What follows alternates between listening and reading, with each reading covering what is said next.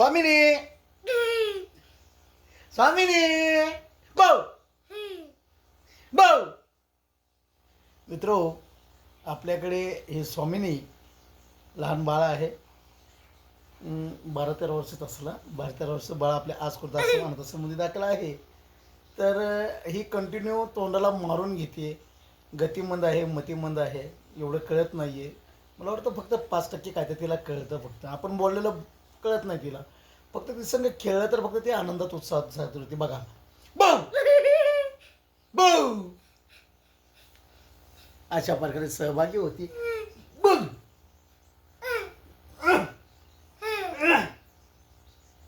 अशा प्रकारे मला मित्रो. आणि हे आपण तिला जे बांधलेलं जे आहे ना, हे बांधण्याचं कारण ती काय करते, हात असं धरते असं तोंडाला मारून घेते.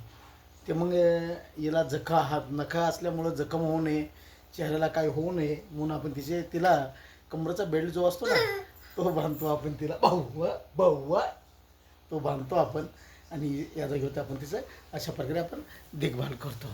आणि हे माझ्या पाठीशी जी म्हातारी दिसते ना, हात तोंडाचा हात काढ गं, हे तिचं म्हातारीचं बाळाचं जेवण खावण, तिचं औषध गोळ्या आणि सगळं काय तीच करते. आंघोळ पाणी दातात ते घासणे.